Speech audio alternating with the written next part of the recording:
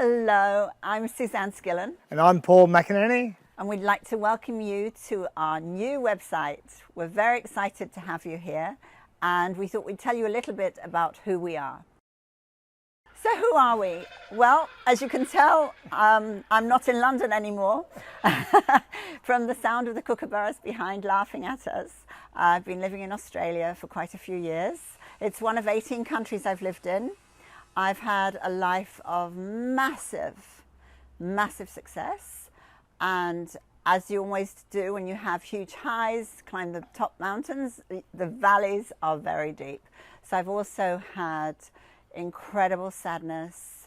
I've gone through many things where sometimes I would question, it's like, why is this happening to me? Why has this happened? I now understand why, because I'm able to share these experiences with other people. And I'm so grateful for every single challenge I've had. The challenges are actually the things that took me to success. And I'm more grateful for the challenges than I am for the successes, actually. It's an interesting thing to say, but I think it's an age thing. I'm in my third act. I'm an ex-dancer, so I think of things in the theatre. Third act is the final act before the curtain comes down.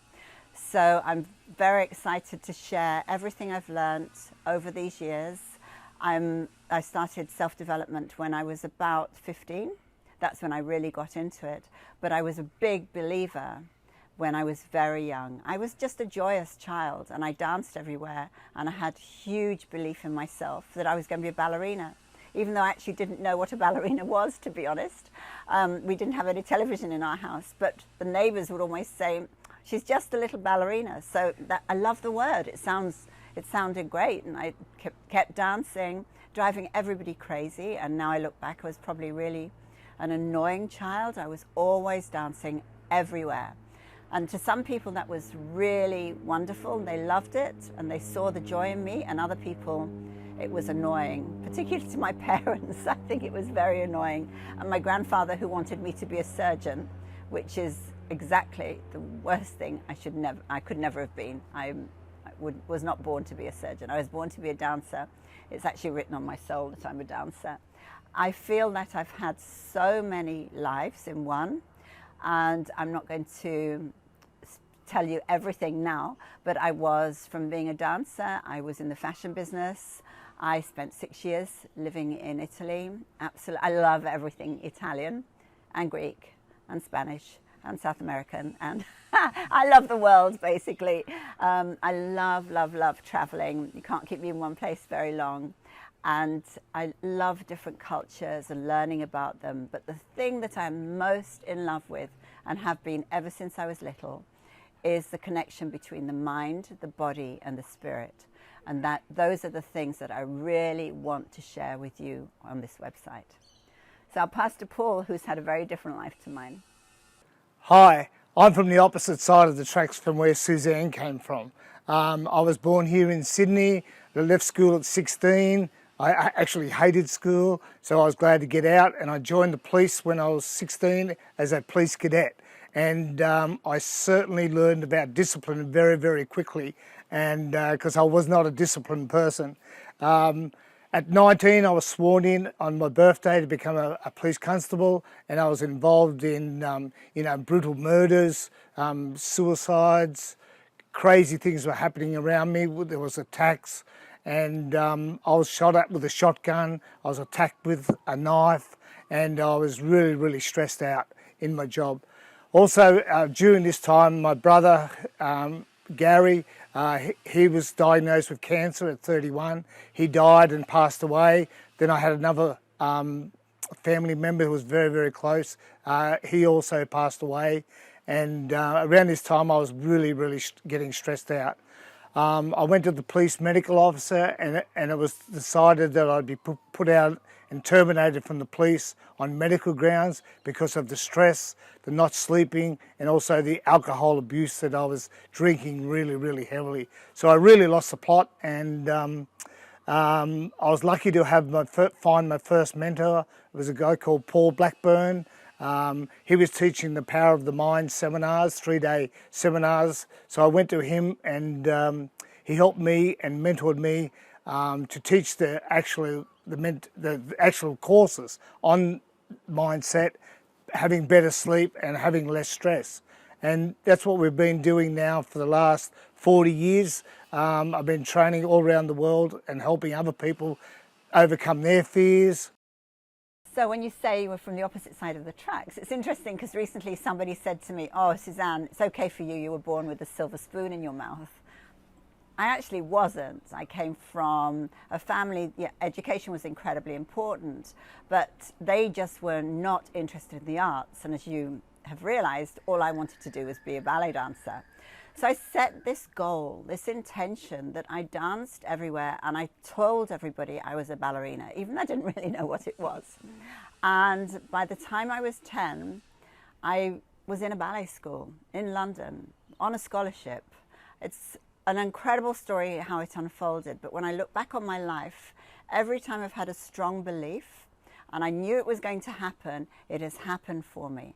And that's what I really want to share with people, to never ever give up. Don't let other people ever steal your dreams.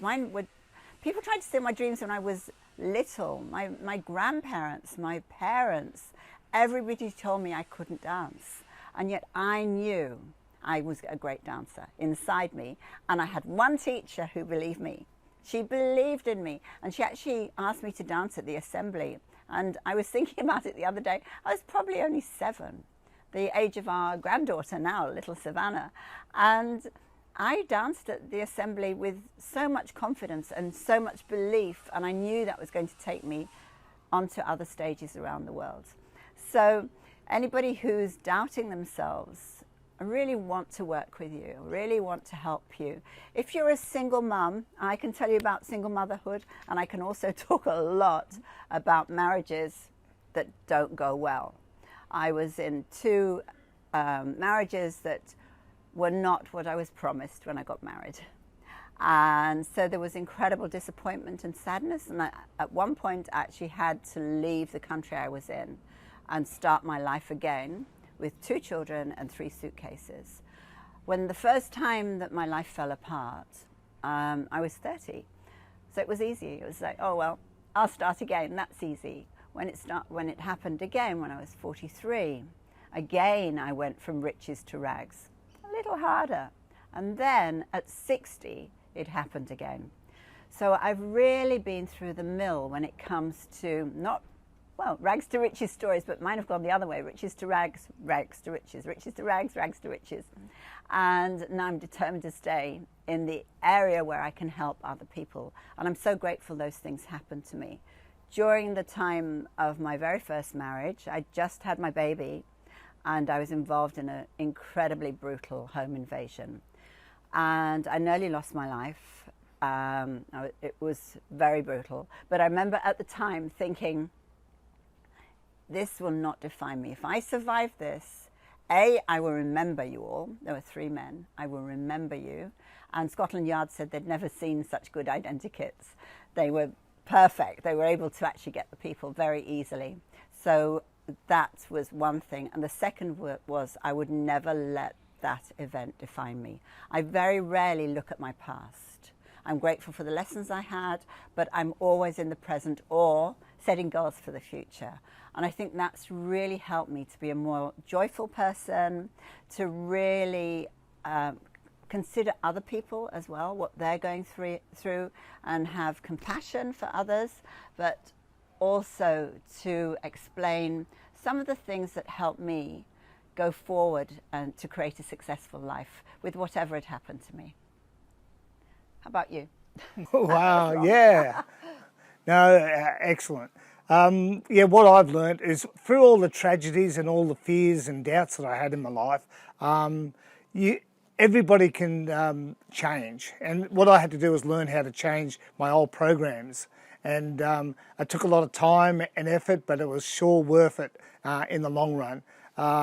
Now we live a fantastic life together. The thing is, this is probably the biggest secret. We've both done over 40 years of personal development and training and we've trained all around the world to over 110,000 people in our team at the moment. One of the things that we both wanted to do was build a community of like-minded entrepreneurs, and we've travelled around the world. We've been fortunate enough to speak in front of over 10,000 people in the US, and but one of the biggest lessons I've learned, for me, I had to learn how to be a happy person, because I was not happy with my life, or in all directions. My relationships I was not happy with. My financial I was not happy with. My health I was not happy with. And I was just going through, day to day, just going through the things. When I had the nervous breakdown and got put out of the police, I was sitting around for 18 months just taking prescribed drugs and also drinking alcohol together, and and I wasn't sleeping in that as well. So thanks to Paul. He guided me and mentored me through all these things that I had to overcome. My fears and doubts were stopping me from moving forward. But today, I must admit, I've found my perfect partner. I found my soulmate, and we work together like 24/7. And we both love travel. So we've got a fantastic team of like-minded entrepreneurs that we build and work with, and we just love what we do, and we want to help other people become successful and overcome their fears and doubts as well. Thank you so much for listening to our stories. There's plenty more to share with you, and we are really here to help you. So if you'd like to know more about how to go from financial worries to financial peace, click on the link below, and we've got 5 steps that will really help you.